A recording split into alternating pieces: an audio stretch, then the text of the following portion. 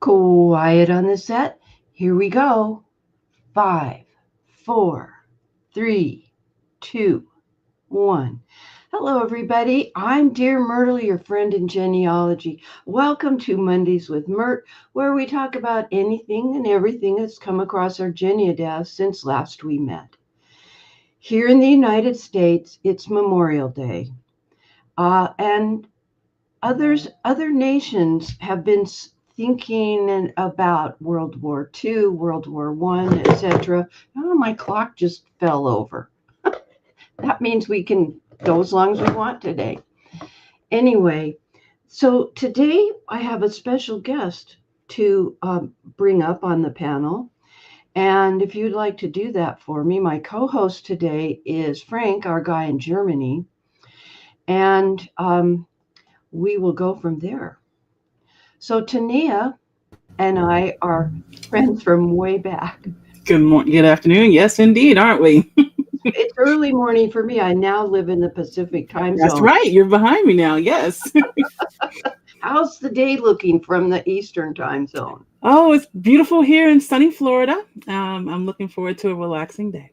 A relaxing day. Mhm. And for many of us here, I mean, it's a federal holiday still, thank heavens. Yes. And as we talk about the meaning of Memorial Day, and one of the reasons I invited you here, aside from the fact that you're a friend, you're always welcome here, is that you posted a Memorial Day post, and more than just remembering, Yes. um, Absolutely. you have a very good idea for actually taking action.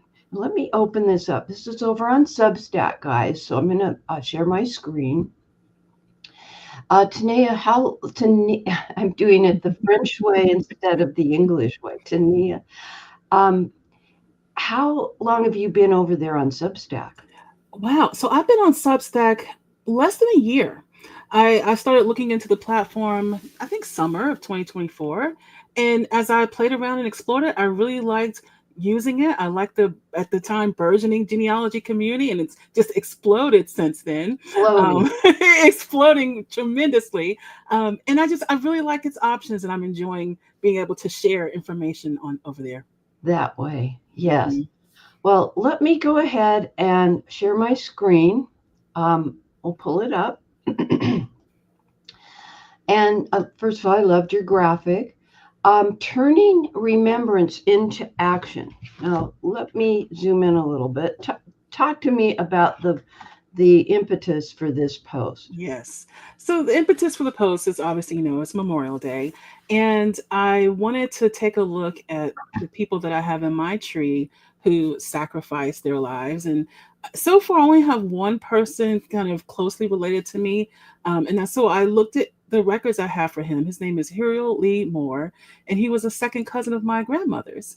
He Mhm. died during the Vietnam War at 19 years old. He only served for less than a year. Oh, And, every Memorial Day, I think about him and the sacrifice he made. This is a photo of him in his uniform that I got from a family member.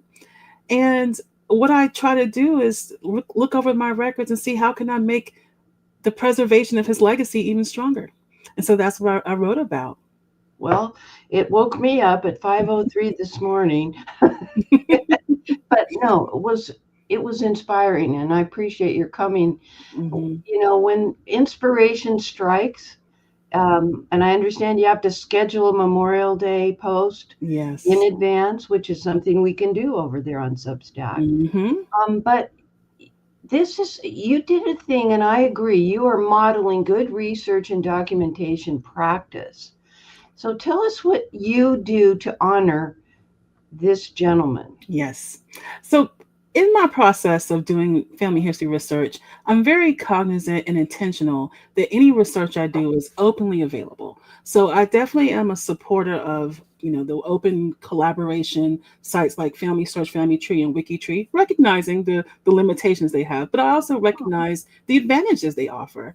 And Mhm. so I do my research and document everything in a Roots Magic database so that it's under my full control, and I can do all my Absolute sourcing, power. right, that I need to ensure for my own personal quality. but I also share online. And so what I did for Huriel in particular was I updated my Roots Magic database, and I've recently done another genealogy do over. I'm going to post about that next week. Mhm. So I updated my records for him in the database so that everything was nice and clear and clean. And then I made sure I updated his family search family tree profile. And I also created a wiki tree profile for him. He didn't have one on the site before yesterday. Excellent. Excellent. Hmm. And that's action. That's taking Yes. action. Now, that's not to diminish what we feel in our hearts and in our Right. minds when we think of soldiers. Memorial Day is for those service persons who lost their lives in battle. Yes. And Veterans Day in the fall here in the United States is to commemorate the sacrifice of service of all of Right. the Right. Of soldiers. Like everyone who Cousin served. Russ didn't Hmm. die in battle in Vietnam, Hmm. like your grandmother's. Cousin. Yeah. Yes, you'd think I'd know these terms, being a genealogist, right? Right. Oh, my. No. Um, but he did serve and in Vietnam, and he passed away a couple of years ago, No, and he so passed away in during Vietnam War. no, So, I'm saying cousin Russ passed oh, away. cousin Russ. Okay, So sorry. we Yeah. would talk about his service in Yes. around Veterans Day, but this gentleman who made the ultimate sacrifice Yeah. is the Yeah. focus of your presentation. So let me bring the post up again. 1 second. We'll zoom in all the way. There we go. Um, this is, when we are bloggers, we have a very powerful pen. We can teach by example. We can share documents. In fact, our Hmm. question of the day for our panelists, which will come up later, is what is the most recent document you've encountered regarding an ancestor? We can share that document, and somebody may never have thought before of that record set if Yes. they didn't know about military service records and how Yeah. they are preserved. But what you're doing here is your personal efforts to share the story of this gentleman. Hmm. And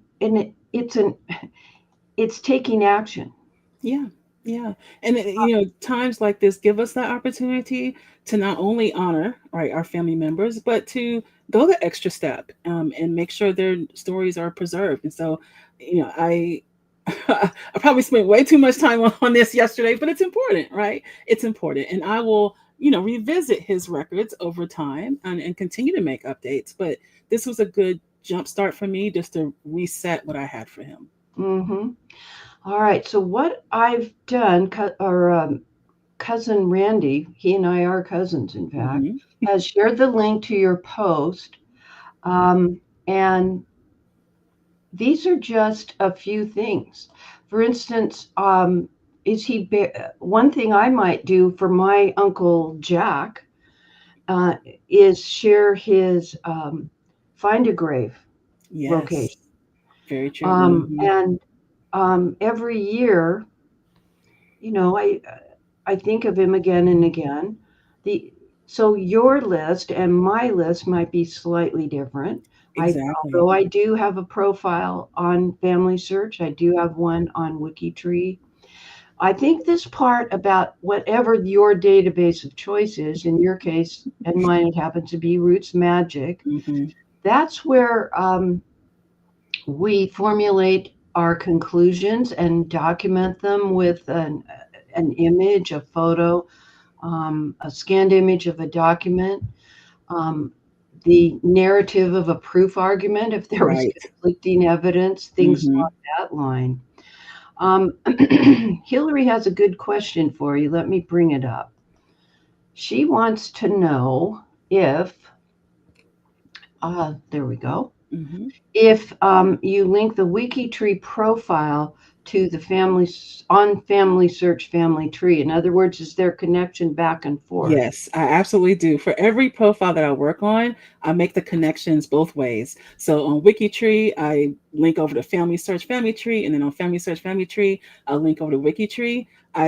This linking mechanism creates a network to help discoveries, and so the more we can cross transfer information and lead others to the same paths, the better. So every profile I work on, I do that. Yes, great question, Hillary. It is a good question because we don't know what doorway people are going to come into the Right, space. right. And if it happens that you have been working more recently, like on the WikiTree profile, haven't yet gone over to the family search side or My Mhm, Heritage or wherever the tree is, mhm. because you've provided these doorways into other, it expands the experience for that It does. individual. Right. And every platform is different and has different, features, different benefits, so it's nice to be able to use different platforms. Yeah. So Renata's here. Renata. Um, what is Virginia 757? Can you tell us what that is? She could put in the chat the area code. Oh, okay. It's the area code. Do you remember when area codes really actually meant something? Right? And Because then I they know get updated and changed. so when you moved, yeah, Renata's saying, yeah, it's area code. But you moved from one state to Florida, from Tennessee, I think, to Florida. Yes. I Yes. don't think you changed your Nope. cell I phone. have a 615 area code. I know. Same thing with me and Mr. Myrt. Yeah, let's see. Any other questions about this particular topic? I just think this is fascinating, and I really appreciate focusing on this concept as a way to kick off our discussion of honoring our heroes. Exactly. Honoring our heroes. Thank you. And I thank you for allowing the opportunity to talk about it. And, hopefully it will help inspire others for us all to think about the tangible things we can do to, you know, honor and document our relatives. Yes. And what I'd like to also do is show you folks how to subscribe to this. Tania's Academy of Legacy Leaders. You are a leader. Each one of you who are attending, talk about that concept of how we are legacy leaders. And then we'll talk Yes. about how they can subscribe to you over on Substack. Yes. So I came up with the name Academy of Legacy Leaders because as family historians, we're often looked to by our family members to be the ones to document what's happening in our family, document the history of our family. So we are leading our families in this journey. And so, like you said, we're all leaders of preserving our legacies. And I chose the word academy because there's an educational and sharing and inspiration component to it as well. So collectively, we can all come together and do this and share and draw inspiration from each other. I love it. Hmm. I love it. Also, I'm quoting Sherry, love the concept of stewardship of our family. Exactly. Yeah, we are the Um, ones that our families look to for this. So, I hear you. All hmm. right. So I already subscribe to her Academy of Legacy Leaders. We also have a presence there or you also have a presence over on Facebook. I Um, do. and if you could share that link in the private chat, I'll give it to you. Okay. Um, Here's where a person, because I'm logged in and I already subscribed, there's no orange subscribe button. It says that I've subscribed, but those of you who are going here for the first time, this button will be orange and will say subscribe for free. Hmm. And remember that it we learn so much. Oh, you're getting a number of likes here. This little button is if you want to comment, and I thought I did comment. I You did. did comment. Yes, I saw I that did. at I least sent morning. you a private message. That was like hours ago. I was in my jammies, propped up in bed on my phone. Well, you talked about scheduling posts. I did schedule this. So your comment was one of the first things I saw this morning. And I was like, oh, that's so sweet. Oh, good. All right. And I could restack it. That's what this circular icon is all about here. Hmm. I could also share it a variety of ways, embed it. Um, share it with my people in notes. Also on these other items, other services. And this little button lets me save it. Yes. Uh, I don't know what the Substack reader is. We'll have to ask our friend Barbara next time we talk to her. Um, so let's see. What have we got going here? There's a comment here from Betty Lou. Hi, Betty Lou. She has a PDF file someone sent me. Oh, this is a AI thing that we can do. Yeah, Yeah, this is an that AI would be thing. good for that part of So, the discussion. Randy, if you could capture this, we can focus on that next time. When we meet again in 2 weeks, we'll show you how to deal with a PDF file so that you can split it up into the segments that you want. In fact, if you give me your file, you know my email address. Send it to DearMYRTLE@gmail, and we'll go from there. Okay? All right. Now we do have some more Memorial Day things.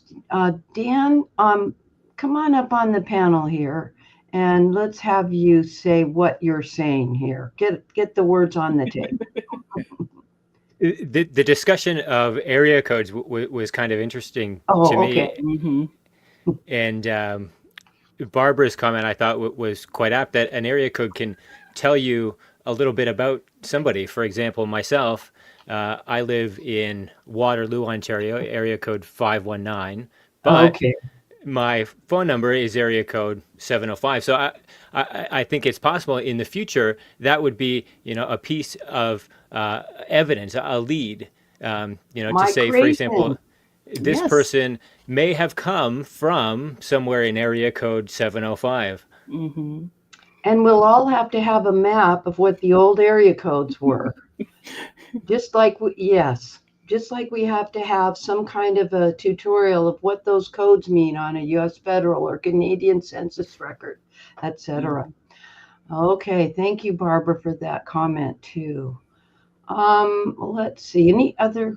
No, I think we're good. Yeah, and I've shared the link to my Facebook group in the private chat if you want Okay, to I'll share pull that it up. to the viewers. But no, I welcome further conversation, and I've got more work to do on my own to keep I hear documenting. you. I think it never ends, right? Okay, and here I am as my other pseudonym, Pat Richley. So I would just click to join the group. Mm-hmm. And there are a few questions to ask, to answer, like tips for what it is I'd be most interested in hearing about. I'll pick technology because you're very good with technology. All right, and there we go. All right, thank you. Thank you. All right, I would like to continue talking about Memorial Day. And one of the ways I'd like to do that is to share a post from Carol. If you could share that link. And this is a little bit different. It's also over on Substack. And what I'm going to do is have you all go to the wings. You can still participate. And Tania, you're welcome to stay here or go as your family plans for today evolve. One of the things that Carol did in her blog post over here on Substack, and she's one of those that's moved from her own um, website, let me get up here, to using Substack.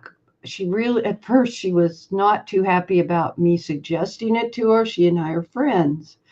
And, um, and so she wrote that she wasn't sure she wanted to change. But once she got over here, the mechanics of posting here were so easy, and the mechanics of networking with other people. But the reason I brought hers up was that when she lists various conflicts that her people in her genealogy database were in, some of them were Confederate soldiers during the US Civil War. And that hit me a different way. This gentleman died stateside. Whether they're home or abroad, he was a serviceman. Weldon died while serving. Um, yeah. This one she has specified, I have not been able to verify. The headstone says that he was a nurse during the Civil War, but she hasn't found documentation. It's pretty likely, as she knows. But here's the point.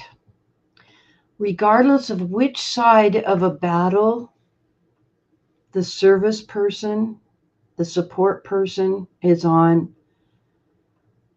souls lost, families broken, dreams lost, children growing up without their dads, possibilities gone, are all resting in the graves. Yeah. That it doesn't matter which side. The family is who suffers the most. Okay, what else do we have on our list? What do we come up with next? Let me look at our Google Sheet. Laura Hedgecock also wrote a very poignant story about photos telling half the story. And discovering by doing additional research, I mean, there is a soldier and his girl. Well, that soldier didn't make it home. And I direct you to her website. And I think that Cousin Randy has probably shared that with you. Thank you. Gwen says she has a Union Civil War veteran and a Union Civil War vet. Two brothers. Was one of them Confederate? That sometimes happens. Not just peculiar to Missouri. There's the post for Laura's Memorial Day post. She is one of the strong supporters of genea-bloggers, and she's also a very gifted writer. And that's an unusual mix. Here's the newspaper article. Now, she's written a very lengthy post. Okay, Gwenny, I see your post, your comment, that your ancestor was, one brother was Confederate, one was Union. And that's a sad tale to tell. He has given, anyway, back to what Laura's done here.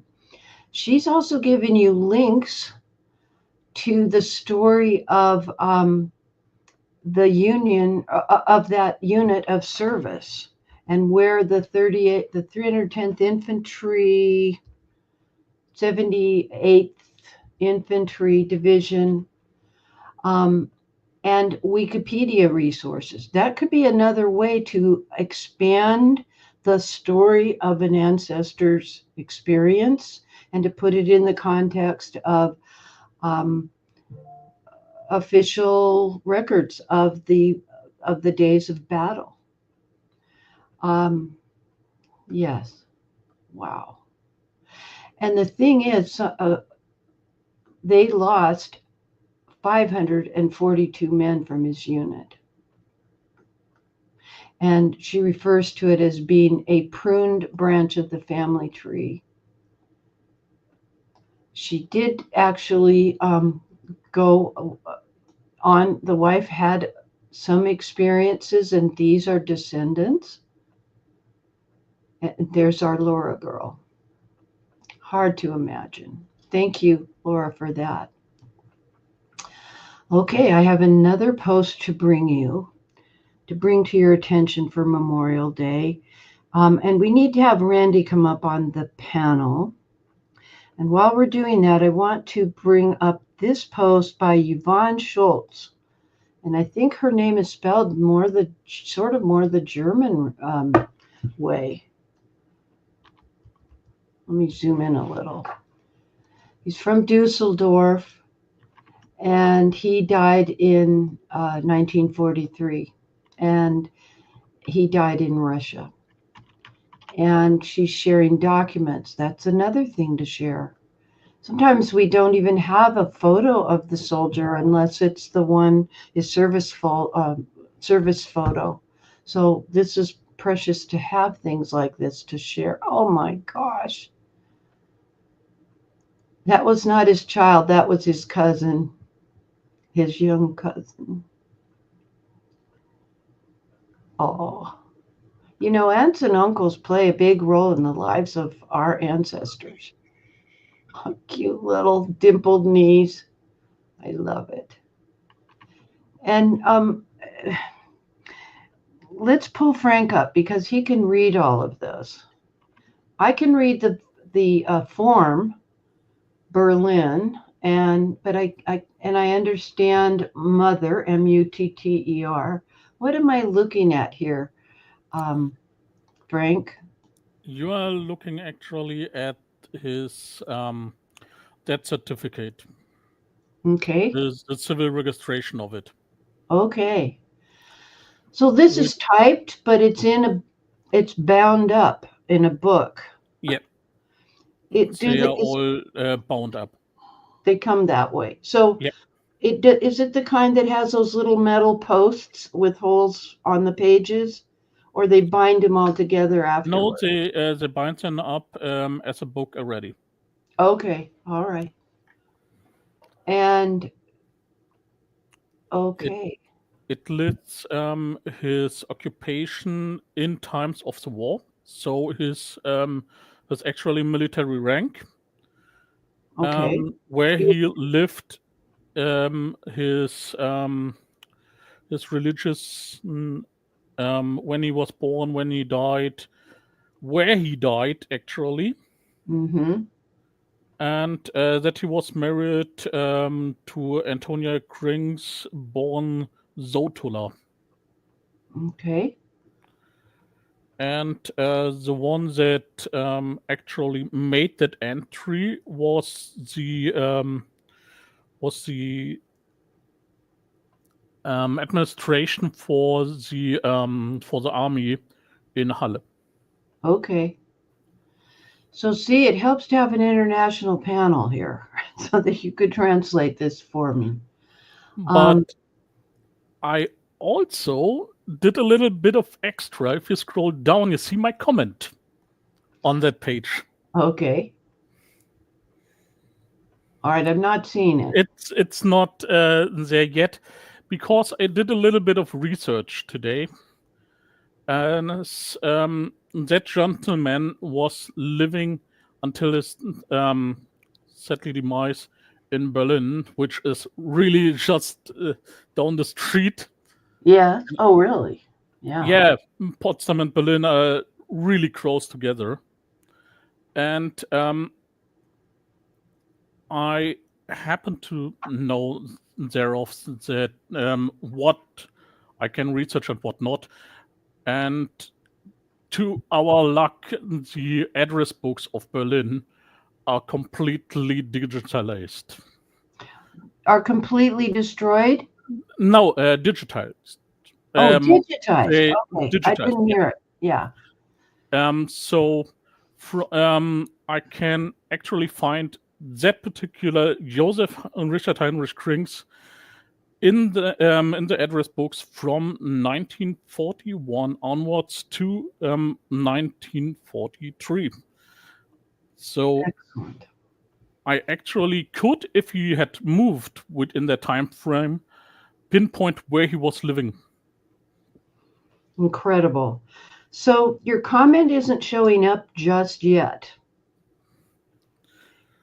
And that's probably because the author of this post made a decision to approve posts before they go live. And that's a frequent thing. It doesn't mean anything's wrong, folks. You may have noticed that that's a thing. And it's a way to avoid having upsetting post comments from scammers. Let's see. But if you want to see the address book, I actually can link it in the private chat. Okay, and I'll pull it up. There you go. Okay, is this what you want? Yes, it will load up. Okay. Okay. There you go. All right, let's zoom in. And I'll zoom in here. So this is like the city directory. Yes. Okay, and I cannot read the old script. Well, I can. There's Wilhelm. You are beginning at Kreisel oder Yes. Kriesel, and you were actually quite right. There's the Krings right in the middle. Okay. Yep, where your mouse is. Here? Yep. Okay. And if you see, we have the two Josephs. One is a Kellner, and one is a Schlosser. And we were actually looking for the Kellner one, and he's residence in the Luisenstraße 15. Okay, here we are. Yes. Yep. Okay, and this is something that beginning genealogists are not aware of, that before we had telephones, city directories go back in the US. Some of them are in 1803. It's their address. And they're very useful, and they come out every year. It's just what has survived.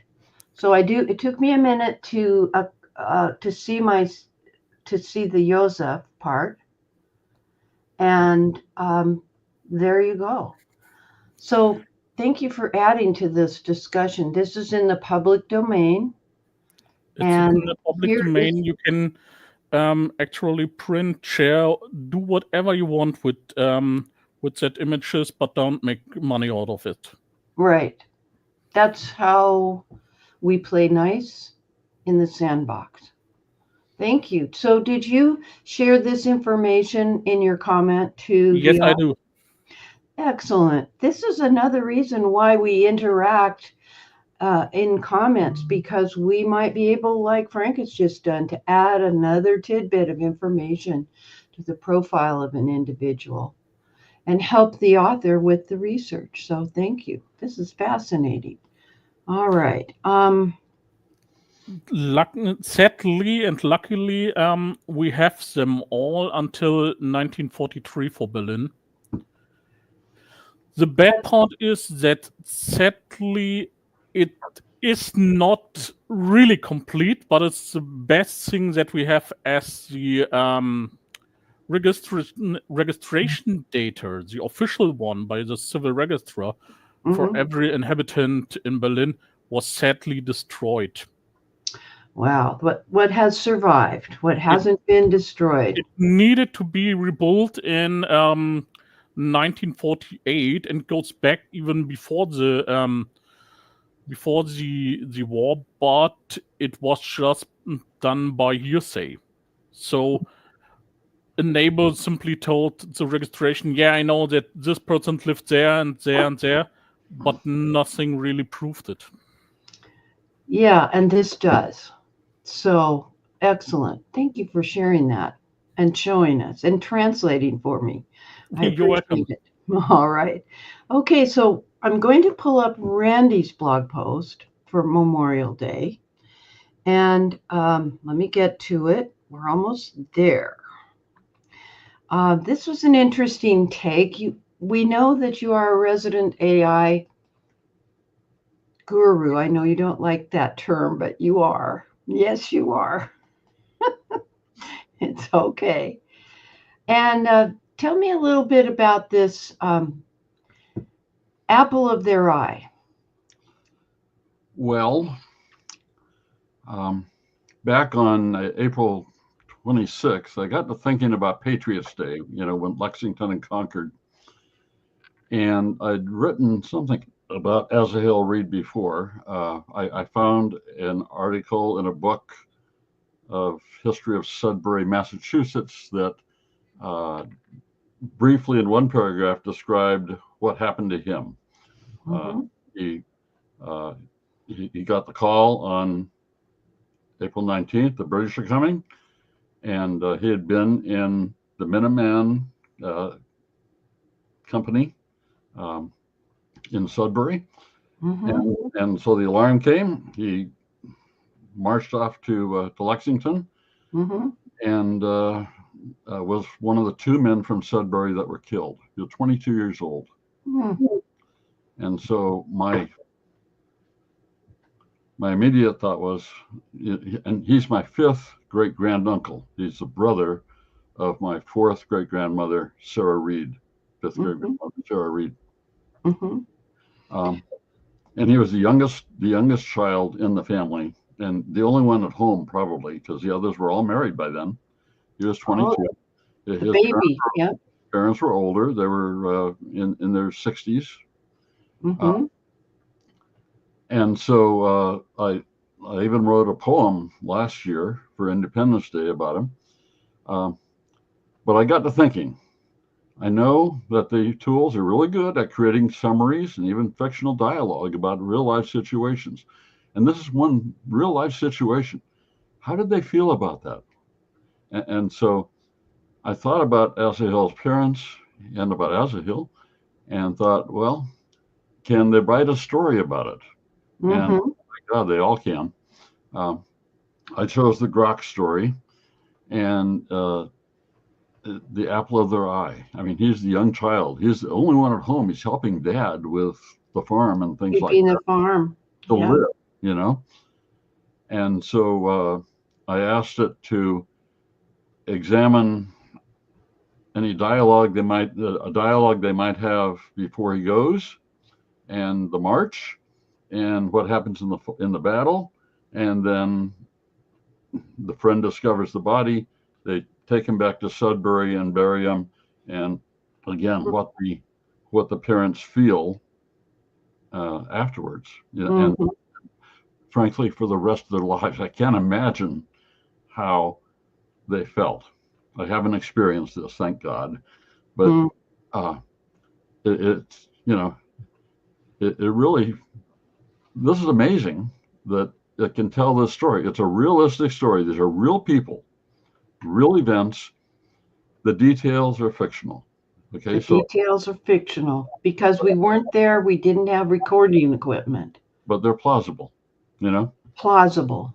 So, yeah. I can hear one story, and I encourage if you have listeners, if you have time, go read this. The link's in the handout. The link's in the chat. In the handout. Yeah, he shared the link. In the handout from my own groups. So to consider something more than the birth date and the death date and locations is what you're talking about here. Trying to put this into perspective. And we have seen this in our own generations, friends from high school and college who felt that they needed to join up. They knew it was their duty to do that. And so you used, and you've clearly labeled it artificial intelligence. We're going to talk about that a little bit later, about some new guidelines that are coming out about the use of AI in genealogy. And what it does is it gets us out of our 21st century warfare by drones experience and into the real impact it had on his parents. Just the concept of who's going to help that elderly guy on the farm. Even though we're getting older, Randy, we're still good, right? No, we have our aches and pains and limitations. And if it weren't for the young'uns in the family, it would be harder. Every person has a story, okay? We just don't know the stories of almost all of them, okay? This is a way to tell a story about a person at a time in an event that might increase the knowledge or the experience or the feelings for our ancestors or for our relatives, whoever. I think of your grandson who used to be just a little tyke, and now he's probably taller than, is he taller than you are at this point? Yeah, they both are. Yeah. Well, not Charlie, but my other daughter's two sons. Yeah. Well, I think of Charlie. I don't know why. But he doesn't think about having to help you mow your lawn. You have artificial turf, for heaven's sakes, in the front yard. That's not they don't understand the impact of that. They haven't experienced these sorts of things. So it softens the edges, doesn't it? I mean, it helps them develop empathy, an empathetic empathy. Mm-hmm. Yes. Yeah. Wow. All right. So there is a good use for AI. Let's see. Janet saying the storytelling capacity of AI is amazing. It really helps move our family history forward to get the family interested. I love that. Yeah. Here's an interesting from Sherry. Thank you, Sherry, for keeping everybody on the YouTube side in line. My third that's just one great grandfather was married with a small child when he and his brother enlisted. And that third great grandfather was killed during the Civil War. When his brother returned, he married his sister-in-law and they had 8 more kids. Yeah. They're thinking it's something like 2 million died during the U.S. Civil War. And when Randy and I talk about war, we look at it from our ancestors' point of view because and it happens to be U.S. or Rev War or American continent stuff. But I really appreciate that these same feelings are felt in Russia and East Germany, what we think of as East Germany, etc. Okay. So this is to put Betty Lou has a good comment to put this into perspective. About 15 years ago, she was in a class of high schoolers. She is a young gal. No. And they were watching a film about 9/11. And they did not understand why people did not use their cell phones to call family. Yeah, it was a newer thing. And also the cell phone towers were few and far between and not reliable and very busy. Got that. Okay. Brandy, thank you for that. I appreciate that. All right, let's totally switch gears. And talk about let's have Tony come up. And Tony, when you are ready to share your screen, I will share mine. I will unshare mine. Okay. Now, we had Tony here 2 weeks ago when last we met, and he was presenting a program that helps us share our genealogy online independently, not beholden to the constraints of specific websites. Like Tanea mentioned, she has her ancestors up on trees at WikiTree and Family Search, et cetera, and the rules are different on each website. So let me share your screen, Tony. Okay. And let's continue our discussion. Do you want to click that hide button? You see it at the bottom of your slide?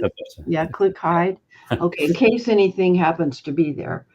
So we're talking about photos, it looks like, but go ahead. Tell me what you need to tell me, because this is good to learn more about SVG, FTG. Oh, no, it's a mouthful.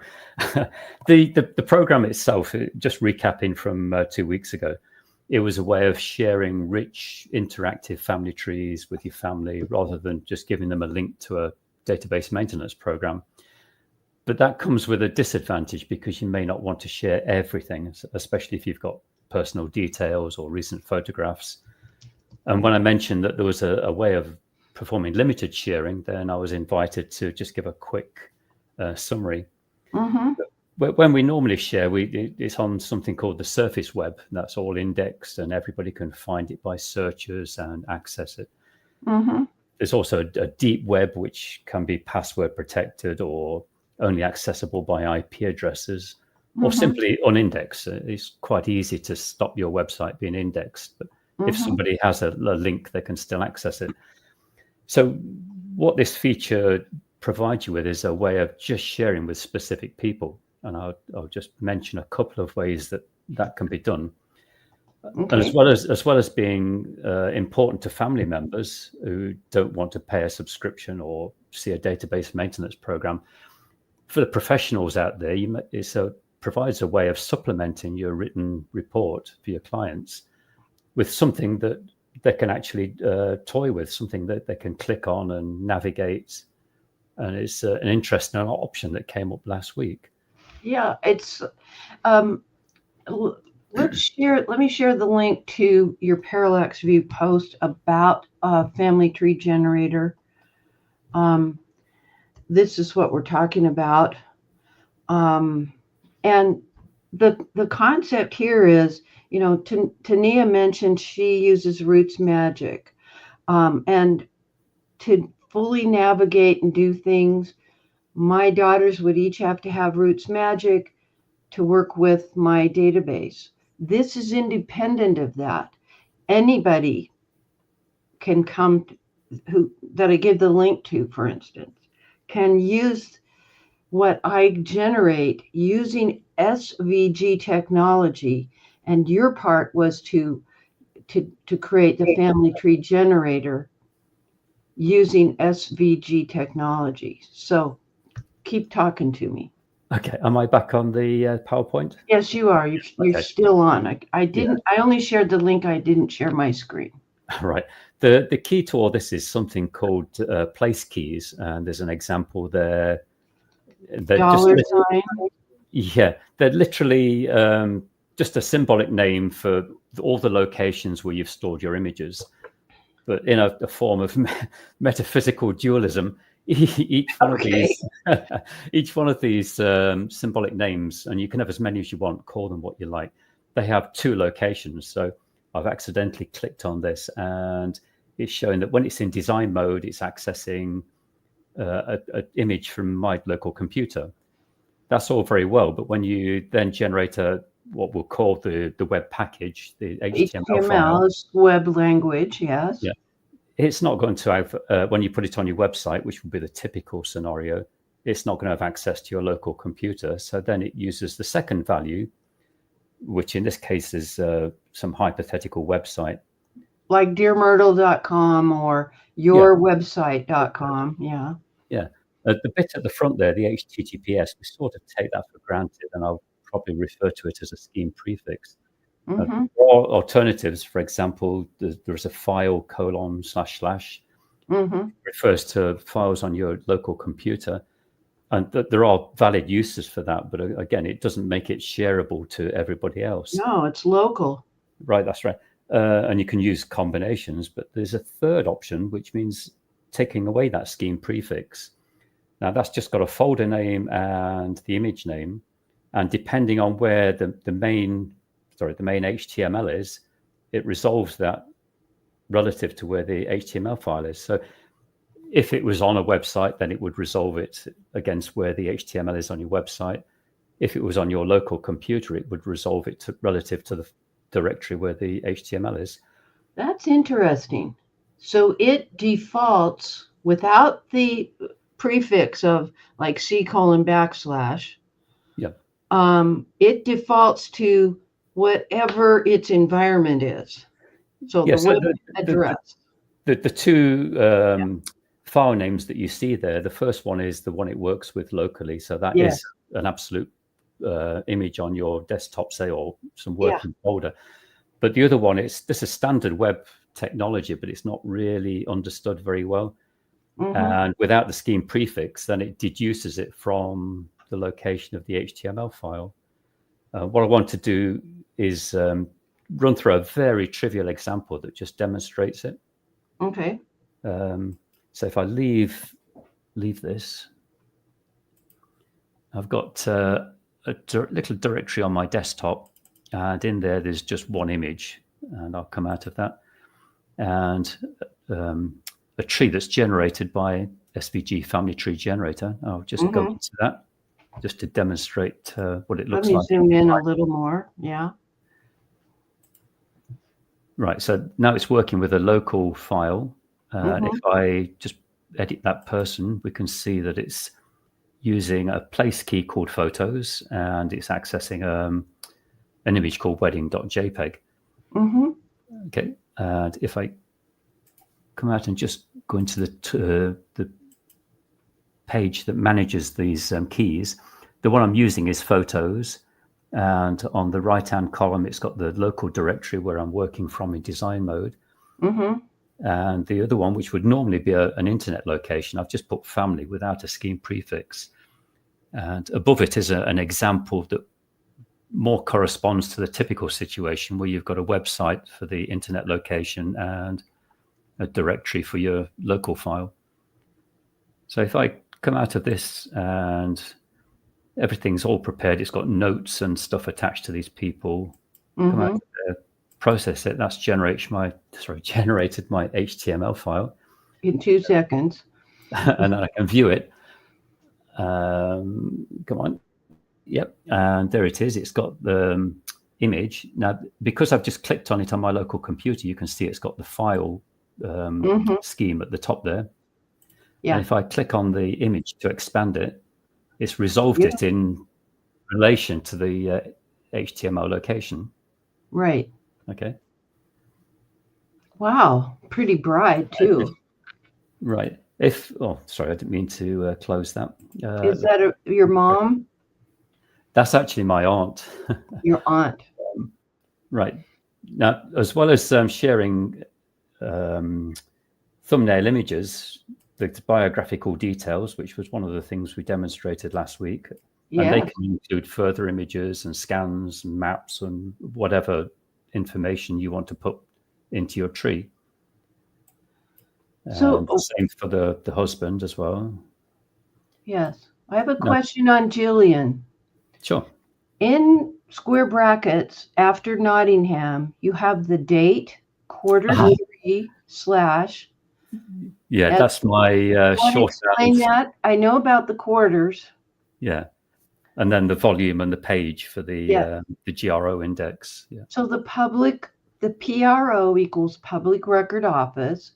And when people are born at the end of a quarter, well, like think of a December birth, it might not get reported in the fourth quarter of the year of birth. It might spill over into the first quarter of the next year. So people who are doing British research need to make note of that fact.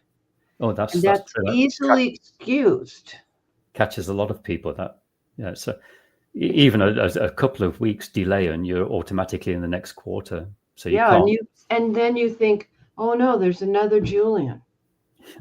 and there's not. So it's not really conflicting evidence. It's a matter of how the public vital records of birth in England are aggregated by the Public Record Office.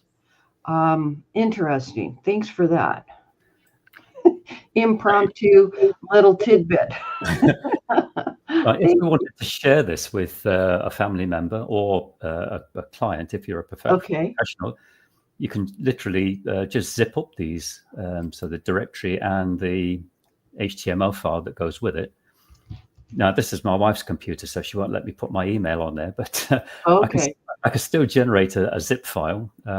It's somewhere here, if you can see it.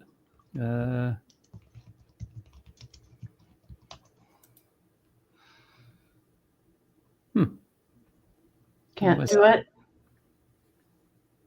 Oh, there it is. Yeah, compressed zip folder. Okay, and it's just generated it down here, and you could attach that to an email and send it to your client or family member. So Valerie, if Valerie's here, she's working on a project with a client right now. She could send it this way. That's right. Just to demonstrate, I'm going to rename these just so they don't get in the way. I'll just add a little Okay. On the end.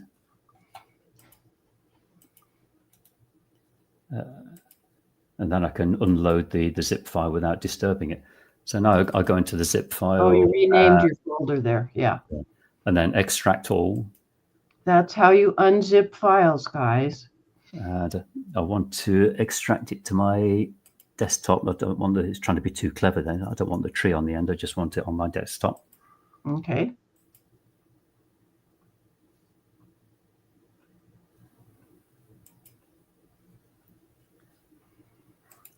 Okay, and now I've got, it's actually over, no, there's my tree file. It's just overwritten the tree file. Mm-hmm. Where's the directory gone? There's the directory, that's it. Mm-hmm.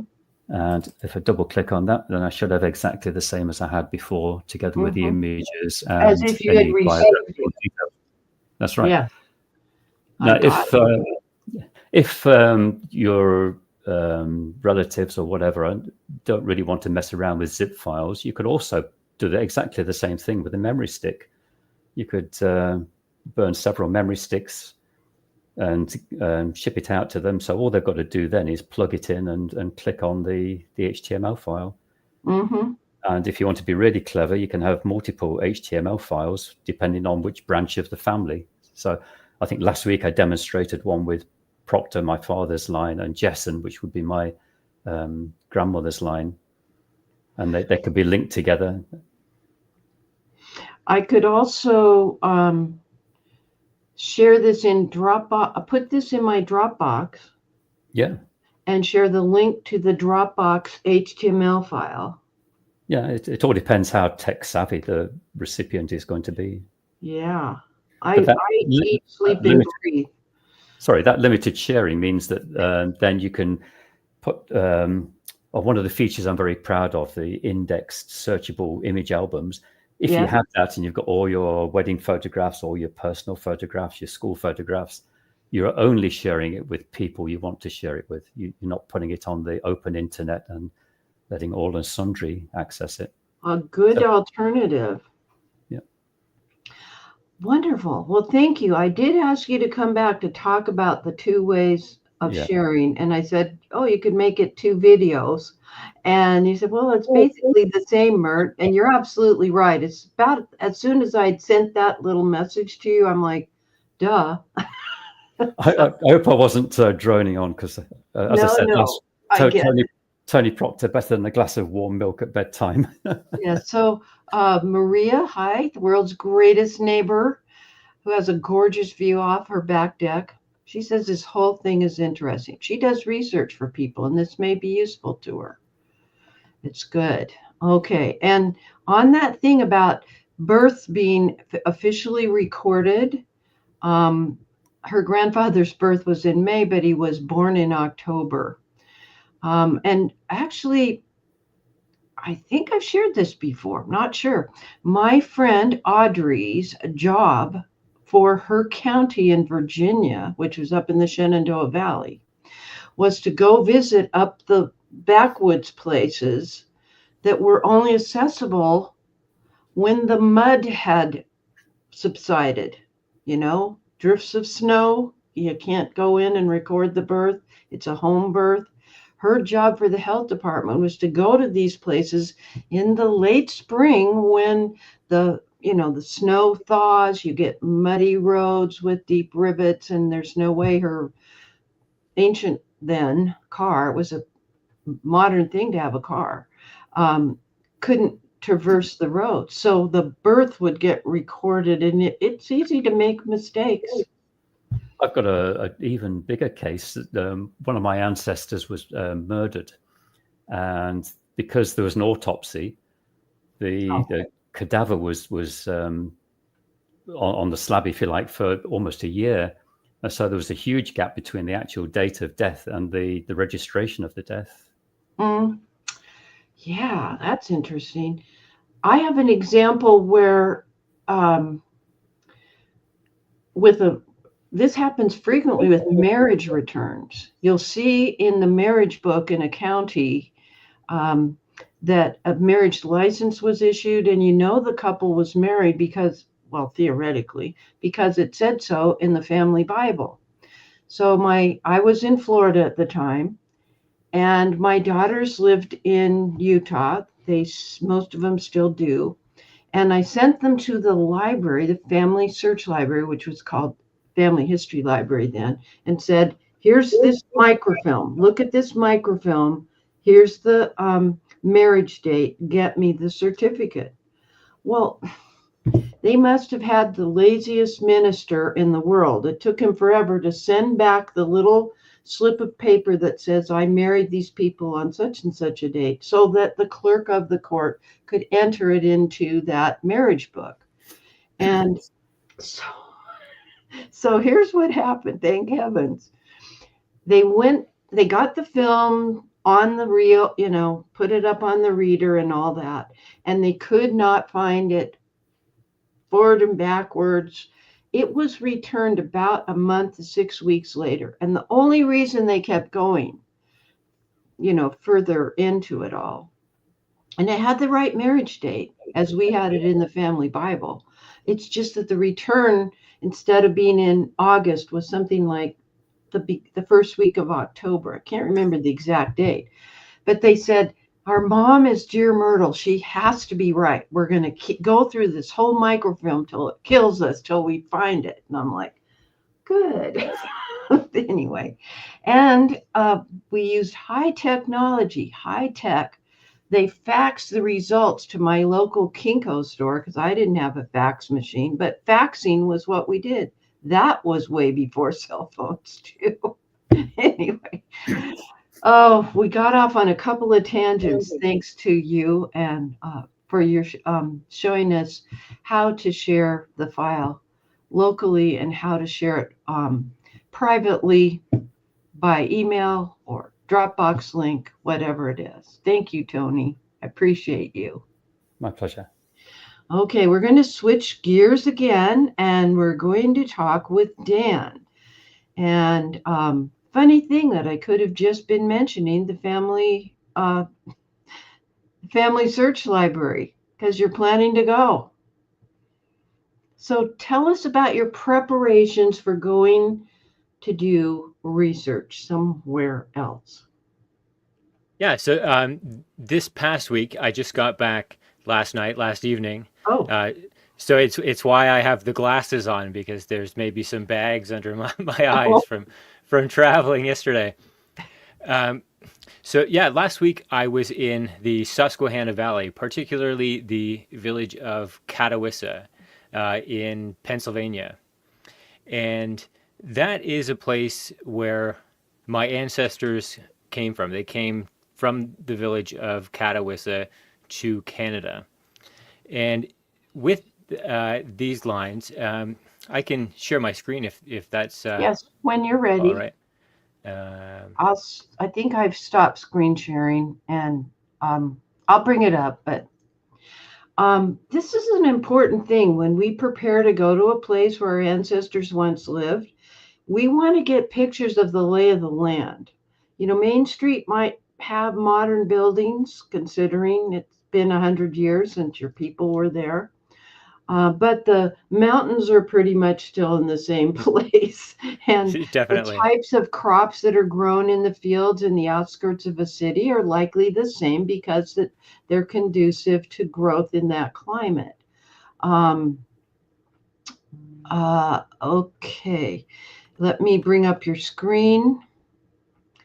And I should be able to share it. There we go. That's the wrong screen. Let me do this one.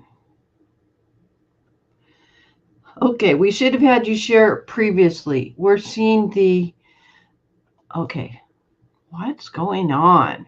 Oh, I've got Tony's. That's what it is. My fault. You were fine. It was old Myrt. Okay, yeah, you zoomed way in, and then I'm going to zoom in even more. So this is a publication that you ran across. Yeah, this is a book that I've had for some time, my goal with my research trip, and particularly with this line of my family, is there's a lot of documents like stuff like this. So this is from a book. It's from a book titled "Some of the Descendants of Peter Cleaver," Mm-hmm. and it describes my family a little bit. It describes Mary Hughes, who came from a family in Cape May, West Jersey. So that gives a little bit of an a description of maybe this document isn't wholly accurate. That's Cape May, New Jersey. West Jersey. Well, it was called it at that point. Oh, interesting. Yeah. That's new to me. And well, that's Um, our 20th century and 21st century view of it. Yes, I understand. That's why we uh, talk. definitely. And so it describes the family. They were um, originally in Berks County, Pennsylvania, Of and then they course. were pioneers in Catawissa, Columbia County, and then they went on to. Um, it describes it as uh, they were early pioneers Yep. in. So our people had to know each other. There are only X amount of people in this time period in that Definitely, yeah. area. And I have Ap Hughes, AP being the meaning son of or descendant of. Right, And yeah. Hughes is a good Quaker name from that area. It is. And some of these ancestors, particularly Ellis Hughes, who's mentioned here, there are three Ellis Hughes that I found all in the town of Catawissa.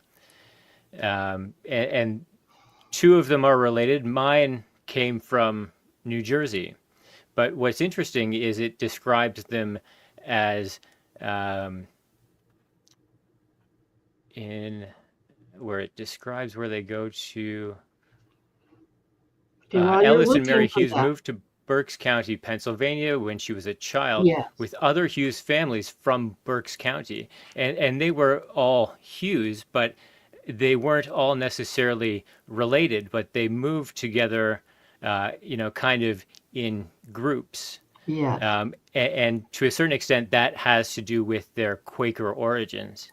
Mm-hmm. And then it goes on to describe a bit more about my family. The Philadelphia Hughes and her husband Gabriel Lount settled in York, and they were early settlers. It says in Holton County. That should be Halton County.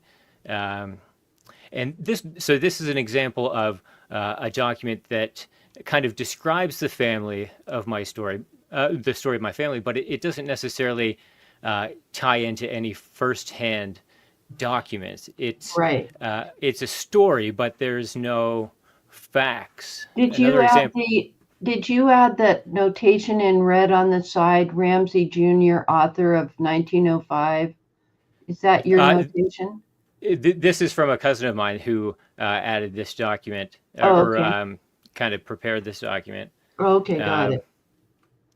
Another example would be something like this, prepared this was a document on Hawksville, the town and the family. And this is kind of the story of our family here in Waterloo region in Canada. And this was a document that some cousins of mine made, Hawk descendants, some time ago. And it also tells their story about Benjamin Hawk and his wife, Mary Lount of Pennsylvania. And it tells a lot about the story, but again, it doesn't really relate to a lot of firsthand documents. And that's, really, as somebody who's a genealogist and writing about this family, that's really, I think, what I'm most interested in is discovering real firsthand documents, which takes a story like this and then, Yeah. proves that with facts. So something like this, where it's describing the story, I think is really great in setting the narrative. But my goal in my research trip is I want to be able to prove these documents or prove this story with actual real documents that Absolutely. really verifies the story, because there's so many documents out there, especially with family search, and especially with full text search, of how we can really find relationships between people that are kind of buried inside documents. And that's one thing that I've been doing with family search, and especially with the full text search, is that, for example, a land transaction or a mortgage is usually only indexed by the grantor and the grantee, but there's a lot more information that you can learn about people from the stuff that's in between that. For example, who was a witness, or referencing land that may have been once previously owned by somebody else that may not appear on an index, a grantor grantee index, but it's kind of somewhere in the middle. And that's how I've really been using the family search, full text search, in the last little while. All right. So I misunderstood. I thought we were talking about preparing for a research trip, but what you're talking about is extremely important, because frequently what we get is some kind of a write-up, a typescript that somebody has compiled. They don't tell you where they got the information of them being the settlers, and they don't have any facsimile documents in the appendix or anything like that. And what you're doing is saying, here is this prepared narrative, and I want to test the veracity of it. And so I'm now using, in your case, I'm speaking as if I were you, I'm using the full text search in the localities where my ancestors were from, searching for these people to see if there's to see what kind of documents come up. Is this even the right county? Maybe they misconstrued which county it should be. Definitely. Yeah. Yeah. By the way, you just had a bingo with one of our participants. Bingo is when somebody outside of the panelists, so somebody on the YouTube side, says, wait a minute, Gwenny has Hawk history, and wants to, let's see, I'm interested in Hawk history in that it was the surname of my Robert Malcolm's wife in Findlay, Ohio. And she wants to know more about that book. So I want you two to communicate together afterwards. Definitely, I will do that. Okay. Yeah. So, Gwen, if you write to me, DearMYRTLE@gmail.com, I will share your email with Dan, because I'm trying not to put anybody else's email in the chat due to right of privacy, but I'll gladly broker that connection for you. So good. We actually, out of all the gin joints in all the world, here's two Hawk descendants. Anyway, all right, back to you and what you're telling me about this document. So in the spirit of Dear Myrtle, and kind of explaining kind of actionable tips that people can use, this is obviously the family search, the full text search, and right now I'm searching broadly, and in terms of the keywords that I'm using their kind of regular expressions, or their wild card searching, to find to really hone in what I'm looking for. So with my keywords, I have plus CATAW star. And what that'll do is that will include only documents that have CATAW appended by anything. So that would be both Catawissa and Catawissy and any variation of that. Of the At the time, spelling. it was referred to in multiple kind of variations, and even it would be appended as CATAW with a tilde afterwards to kind of be a short form of that. So let me mention it's very, very tiny in the upper right-hand corner, the search option. And he's saying plus, thank you. He's typed the plus sign and then the kind of the root words of the essentials. Like I always give the example, if I wanted anything Jewish, I could type in JEW asterisk or star, as they like to say. So he wants to search for Katawa, but any letters after are represented by the star, and that could be any number. It could be one letter, it could be 20 letters. That's a Boolean search. Exactly. Criteria. And you can also, with the family search, full text search, you can replace that with a question mark, which would be Yep. only a single character. Exactly. And after the word lount, he did not put any such Boolean search criteria. So it's just going to look for lount. It isn't going to look for lount with an E on the end or a Y on the end or without the T or without the U.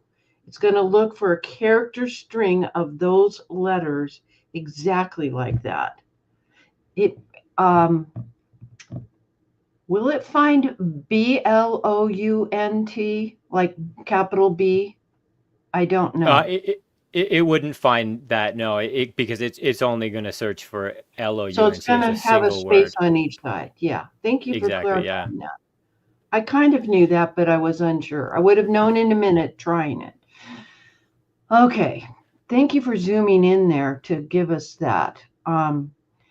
So you are doing this research because you're planning to go to Pennsylvania and you want to find where their property was? Well, I just got back. I just got back last night. Okay.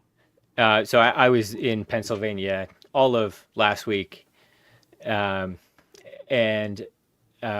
what that's really zoomed in. He's doing a lot of good work. So what I've been doing is tracking this particular. You got to zoom in more because we just can't see it. Yeah. Okay.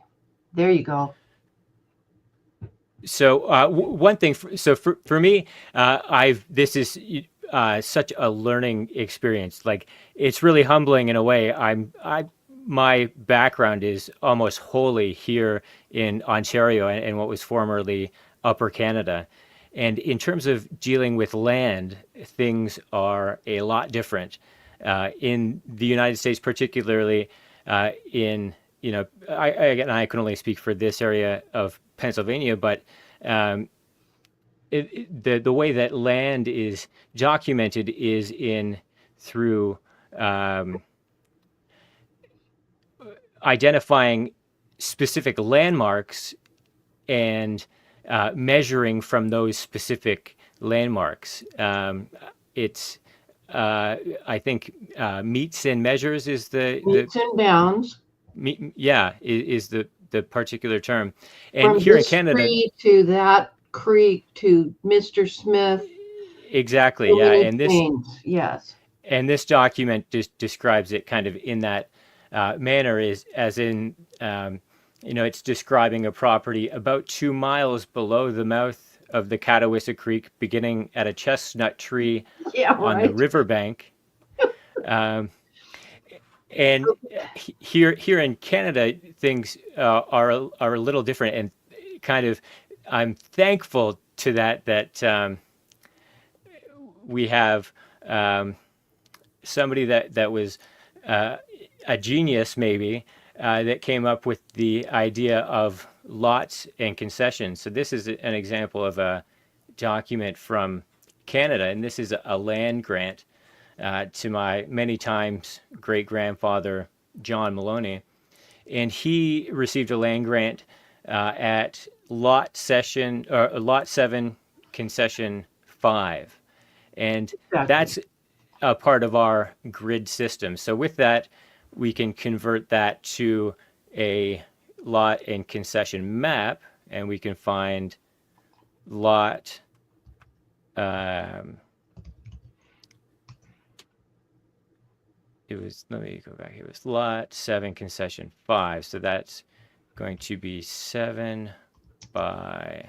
Well, while you're looking at that, let me just mention that the system of metes and bounds, we could do a whole series for 2 months on land records in the United States and in the colonies before that, because the majority of the land in the United States proper now is this kind of thing, where there is this grid having been surveyed, and they're in, you have a range, and we just call them different things. But that old system of metes and bounds is very old, and that's all they had. If you saw the actual chains that they used, they're quite intriguing. Yeah. So Yeah. this is John Maloney. We can see he's on the lot 7, concession 5 here. And then I can go further and take that map and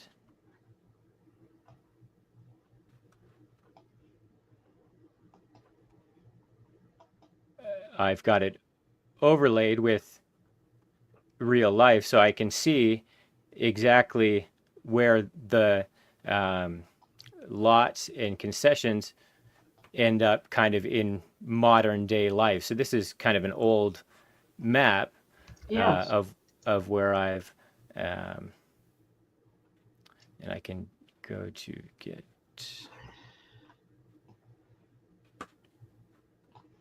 All right, when you show us that, I will show you something similar for the United States.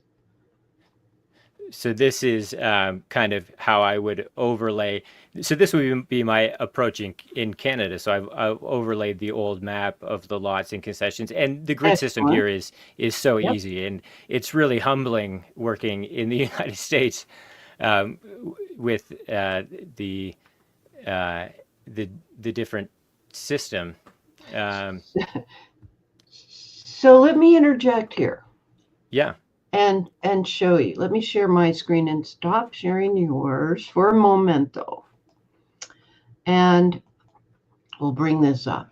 So you're talking about system of metes and bounds, and I just did a Google search, and there is actually software that genealogists who have ancestry in the 13 colonies and where the system of metes and bounds was being used, as opposed to the public land states that progress to the west. And this has been well documented. E. Wade Hone, let's look that up. Somebody look that up. E. Wade Hone, Hone, wrote a book. I've got it. Land and Property Research. It's available at Amazon. And he describes those 2 main ways of, come on, I am not buying a car seat for my boat. Don't know how that came up. But that is the system of metes and bounds. However, when the federal government was distributing land, they used this system where, well, let's go back one, where if I zoom in, we use township and range. And then when you get down to little aliquots, little teeny portions thereof. And it is an interesting grid system like you're talking about. And typically the 16th, and the township is 1 mile square. And the 16th in that group, that section number is dedicated to schools. And that is by design. Okay, back to you, and then I'll pull up another sample so that we can, how's our time? We only have a minute. We're going to go over 5 minutes.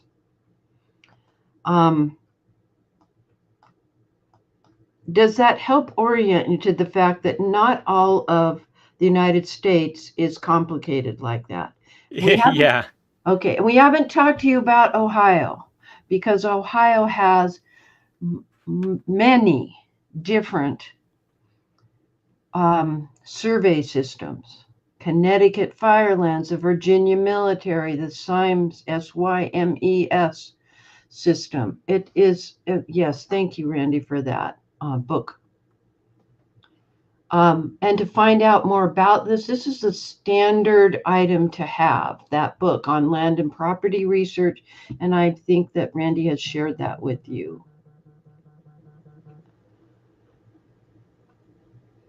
Yeah, then there's the state land states like Georgia, and where the state distributed property. So it's very confusing, but go ahead. Anything left to wrap your part up? Because it's a meaty topic. It is, yeah. And so a part of my research is in Pennsylvania, and a part of my recent trip is I really wanted to, get it as close as possible to what the land was, and to really see the places that my ancestors would have seen. Mm-hmm. So on this trip, I got as close as, locating the part of 2 miles below the mouth of the Catawissa Creek. And that was an issue, even deciphering that was quite interesting, how they describe below the mouth of the Catawissa Creek. Yes. That's, I can pull it up. Also, we want to think of Lisa Louise Cook, who has done presentations about map overlays.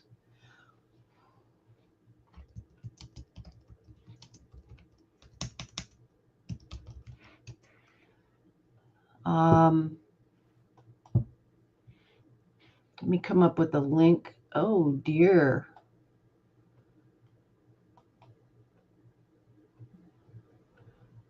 Her website is, and I'm apparently locked out. Can you see me? No. Can you hear me? I can hear you, yeah. Okay, so I'm not. So her website is down. Let's go to YouTube.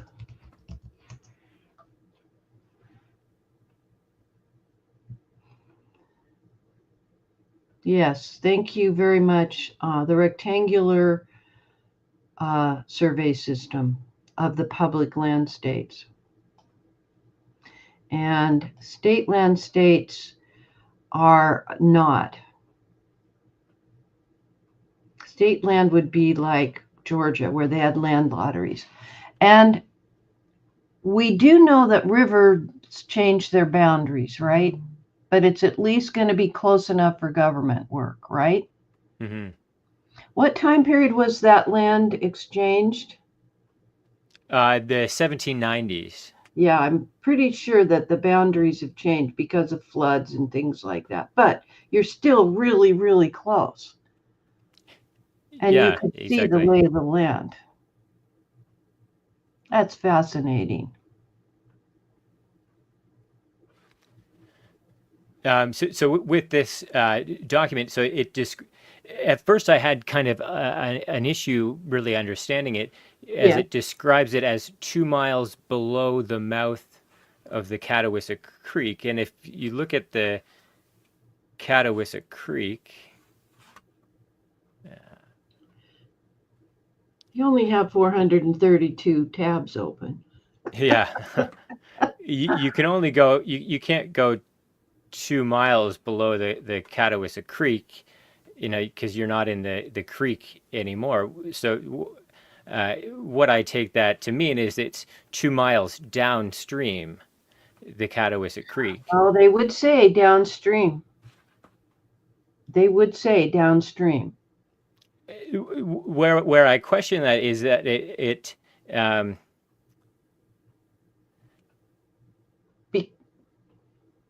because it's at the beginning of a chestnut tree standing on that river. Oh, I see your standing logic. on the riverbank. I So that's see your that's logic. where I take Yes. it to mean. It must be downstream because I'm You're making right. 500 lines here. Yeah. You can't go 2 miles from the mouth of the Catawissa Creek and be on the river stream. That's just You're not feasible. absolutely right. So your thing is the context of your experience looking at land records in Canada, and you're used to some kind of a quadrail system. This was startling. And my challenge was I didn't read the whole document and recognize that that tree was on the riverbank. So we needed to follow the riverbank 2 miles. You're right. Yeah. So and given that the river is, obviously it varies over time, but it is roughly kind of a fixed path. It's somewhat easy to determine, where the point of beginning of this land is, because it's, roughly 2 miles down the river. It can't be 2 miles below, otherwise you wouldn't be on the riverbank anymore. Right. Wow. See how carefully we should read our documents? Yeah. And I wonder what kind of that's a beautiful picture, by the way. Valerie's our de facto panelist today, keeping me on the straight and narrow. Follow the riverbank, not as the crow flies. Yeah. Thanks for that clarification. I agree. All right. I had planned to bring up Hillary and Ellen, who she's given me a 5-minute warning, and we are now 6 minutes over our time. So ladies, please forgive me. And I will carry these over to next week or in 2 weeks when we meet again. There's always so many cool things to talk about. What I'm going to do, I have made my post over on on Substack. Let me pull that up and I will share my screen. And we will stop sharing Dan's. It was easier before when whichever one I clicked on was the one we dared worry about. What I will do here is amend this blog post over on Dear Myrtle's Substack. Can you share? Well, I can share the link. I'm right here. Good. And I will include some interesting additional things that we didn't get to. For instance, Paul Graham talked about interactive maps that he was used to using. And he suggested randymajors.org. So I'm going to share that link. Randy, we got a lot of Randys in the genealogy vertical, but the genealogy, geneaholic, Randy Seaver, talked about a research checklist for family search tree. It's peculiar to U.S. research. And I will share that link as an amendment or an addition to this particular blog post. And we never did get to talk about a new initiative called the Developing Standards for AI. And this is a fantastic undertaking on the part of a number of AI specialists that's come out of NGS conference, which was just this past weekend. So I'll give you links to those. Right now, all I've done is embedded the Mondays with Myrt. If you are watching it on Substack, I cannot bring your comments in. You'll need to have always clicked over to the YouTube side and go from there. So I will do that. I've got a number of things today to catch you up with some really important things. Thank you for sharing what you've learned about the creek. And I've learned to read that document more fully. Dan, thank you for that. Randy, thank you for sharing a way to help people other than crazy genealogists like those of us gathered here today get interested in family history. Now, I want to thank Tony for showing us a way to share our genealogy findings with people who are not genealogists, don't use our software, are not accustomed to dealing even with books like Dan brought to our attention. We want them to have the real facts as we have been able to discern them thus far. That's our challenge as genealogists. So, honestly, there's really nothing left to say but I'm Dear Myrtle, your not so retired friend in genealogy. Happy family tree climbing, everybody. That's a wrap.